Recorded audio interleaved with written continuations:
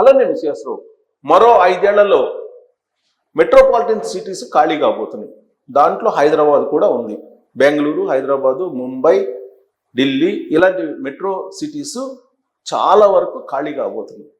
దానికి కారణం ఏంటి అనే దాని మీద ఒక నివేదిక రావడం జరిగింది. ఆ నివేదికలో ఉన్నటువంటి సారాంశాన్ని కనుక మనం పరిశీలిస్తే రాబోయే 5 సంవత్సరాల్లోనే అంటే 2030 నాటికి హైదరాబాద్ని వీడి 2 టైర్ 3 టైర్ సిటీలకి ఉద్యోగులు వెళ్ళే అవకాశం ఉంది. కొన్ని లక్షల మంది ఉద్యోగులు హైదరాబాద్ నుంచి తరలి వరంగల్ లాంటి ప్రాంతానికి, కరీంనగర్ ప్రాంతానికి, లేదా నల్గొండ లాంటి ప్రాంతానికి, ఖమ్మం లాంటి ప్రాంతానికి తరలి వెళ్ళేటువంటి అవకాశం ఉంది. అలాగే ఆంధ్రప్రదేశ్లో ఆ పరిస్థితి ఉందంటే ప్రస్తుతం అక్కడ జీసీసీలు లేవు. ఎక్కడైతే జీసీసీలు గ్లోబల్ క్యాపబిలిటీ సెంటర్స్ జీసీసీలు అంటారు, గ్లోబల్ క్యాపబిలిటీ సెంటర్స్ ఎక్కడైతే ఎక్కువ ఉన్నాయో ఆ సిటీలో రాబోయే 5 సంవత్సరాల్లో ఉద్యోగులు మైగ్రేట్ అయ్యే అవకాశం ఉందని చెప్పి ఒక సీక్రెట్ నివేదిక బయటకు వచ్చింది. ఎందుకు అనంటే ఈ గ్లోబల్ క్యాపబిలిటీ సెంటర్లు R&D సెంటర్లుగా లేదంటే హెడ్ క్వార్టర్స్గా మారిపోయేటువంటి అవకాశం ఉంది. మిగతా యాక్టివిటీ అంతా కూడా 2 టైర్ 3 టైర్ సిటీస్లో జరగడానికి అవకాశం ఉంది. ఎక్కడైతే 2 టైర్ 3 టైర్ సిటీస్లో డెవలప్మెంట్స్ అవన్నీ జరుగుతుంటాయి అక్కడే ఎంప్లాయీస్ ఉంటారు.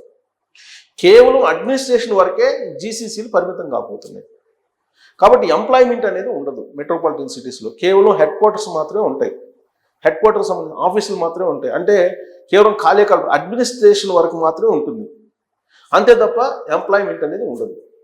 అందుకే మెట్రోపాలిటన్ సిటీస్ జీసీసీలు ఎక్కువ కలిగినటువంటి మెట్రోపాలిటన్ సిటీస్లో ఉద్యోగులు మరో 5 ఏళ్లలో మైగ్రేట్ పెద్ద ఎత్తున జరిగేటువంటి అవకాశం ఉందని చెప్పి ఒక నివేదిక వచ్చింది. దాన్ని పరిశీలిస్తే హైదరాబాదు ఖాళీ కాబోతుంది అని చెప్పి భావించడానికి అవకాశం ఉంది. ఆ నివేదిక ప్రకారం అయితే ఎంతమంది ఖాళీ అవుతారంటే కొన్ని లక్షల మంది ఖాళీ చేసి వెళ్ళే అవకాశం ఉందని చెప్పి తెలుస్తుంది. దానికి రకరకాల కారణాలు ఉండొచ్చు. ఎందుకంటే వర్క్ ఫ్రమ్ హోమ్ కావచ్చు, లేదంటే జీసీసీలకి కనెక్టివిటీ ఉన్నటువంటి కంపెనీలు కావచ్చు, అవి ఆయా సిటీలలో ఏర్పడి ఇవన్నీ కూడా కారణాలు. అందుకే ఒక రీసెర్చ్ చేసి ఒక నివేదికని బయట పెట్టారు. ఆ నివేదికని ఏంటి అనేది నేను చూపిస్తాను. ఏంటి ఆ నివేదిక అంటే 2030 నాటికి జీసీసీల్లో కొత్తగా 13 లక్షల ఉద్యోగాలు, మొత్తం ఉద్యోగులు 34.6 లక్షలకు చేరే అవకాశం. ఎన్ఎల్బి సర్వీస్ నివేదిక, ఎన్ఎల్బి సర్వీస్ అది యాక్యురేట్ నివేదికని ఇస్తుంది ఎంప్లాయ్మెంట్ గురించి. ఆ ఎన్ఎల్బి ఇచ్చినటువంటి నివేదిక ప్రకారం ఏం జరుగుతుంది రాబోయే రోజుల్లో అని అంటే ఐటీ టెక్నాలజీ రంగాల్లో ఉద్యోగాలు మందగిస్తున్నాయి. కొన్ని ఐటీ కంపెనీలు అయితే పునర్వ్యవస్థీకరణ లేదా నైపుణ్యాల లేమి పేరుతో ఉద్యోగులపై వేటు వేస్తూ ఉన్నాయి. అయితే అంతర్జాతీయ కంపెనీలు మన దేశంలో ఏర్పాటు చేస్తున్న గ్లోబల్ క్యాపబిలిటీ సెంటర్స్ ఇవి అంతర్జాతీయంగా ఉండేటువంటి కంపెనీలు, అంతర్జాతీయ ఇంటర్నేషనల్ మల్టీనేషనల్ కంపెనీలు అంటారు కదా, ఇంటర్నేషనల్ కంపెనీలు ఇవి గ్లోబల్ క్యాపబిలిటీ సెంటర్స్ని పెద్ద ఎత్తున ఏర్పాటు చేస్తున్నారు. వాటిలో పెద్ద ఎత్తున ఉద్యోగుల నియామకాలు చేస్తున్నాయి. ఏ ప్రభావం ఉన్నా జీసీసీల్లో కొలువుల నియామకాలు జోరుగా సాగుతున్నాయి. వచ్చే ఏడాది కల్లా దేశంలోని జీసీసీల్లో పనిచేసే ఉద్యోగుల సంఖ్య 11% పెరిగి 24 లక్షలకు, 2030 నాటికి 30% పెరిగి 34.6 లక్షలకు చేరుకుంటుందని global technology digital talent solutions సంస్థ ఎన్ఎల్బి సర్వీసెస్ నివేదికలో తెలిపింది. ప్రస్తుతం జీసీసీల్లో పనిచేస్తున్న 21,60,000 మంది ఉద్యోగులతో పోలిస్తే 2030 నాటికి మన దేశంలోని జీసీసీల్లో పనిచేసే ఉద్యోగుల సంఖ్య 13 లక్షలకు పెరుగుతుందని అంచనా. చిన్న నగరాల్లోనూ జీసీసీలు నిన్న మొన్నటి వరకు మెట్రో నగరాలపైన ఆసక్తి చూపిన జీసీసీలు ఇప్పుడు దేశంలోని అహ్మదాబాద్, కోయంబత్తూర్, భువనేశ్వర్ వంటి ద్వితీయ తృతీయ శ్రేణి నగరాలపైన ఆసక్తి చూపిస్తున్నాయి.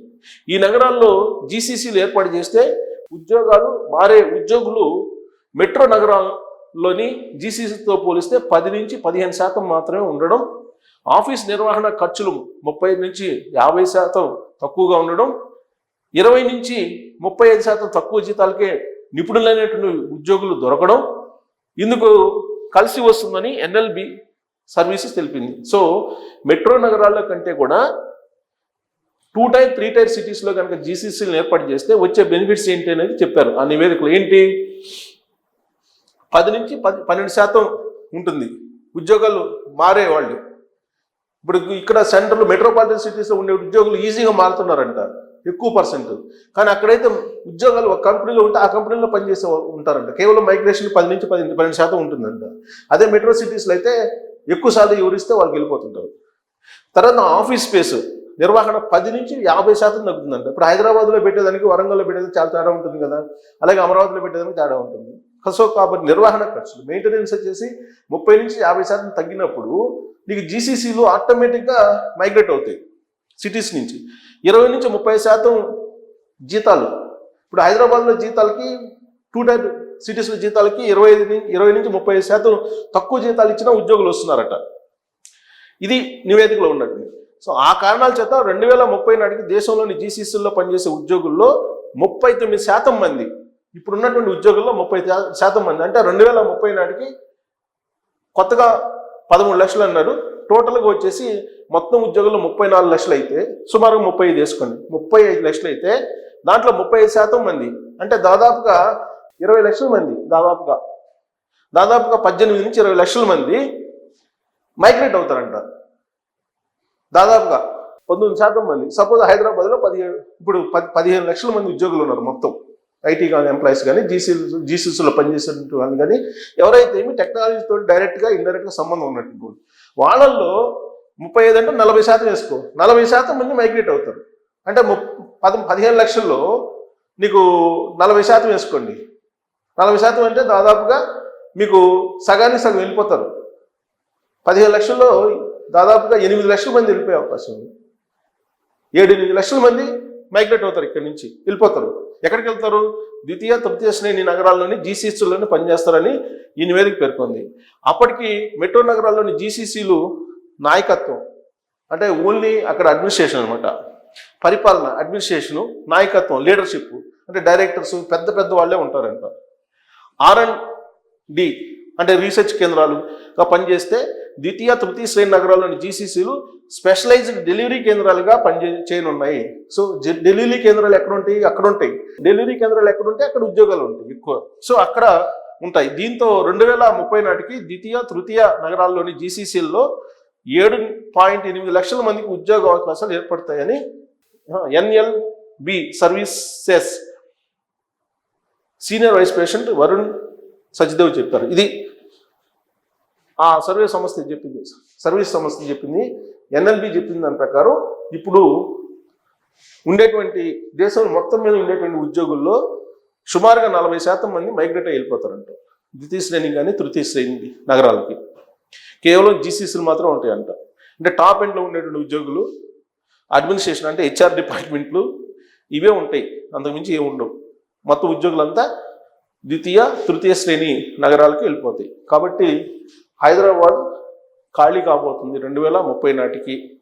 ఐటీ ఉద్యోగులు మనకు కనిపించరు, సగానికి సగం మంది అని చెప్పి ఈ నివేదిక ద్వారా అర్థమవుతుంది. సో ఇది సాకారం అయ్యే అవకాశం ఉందనే దాని మీద మీరు కామెంట్ చేయొచ్చు. Thank you.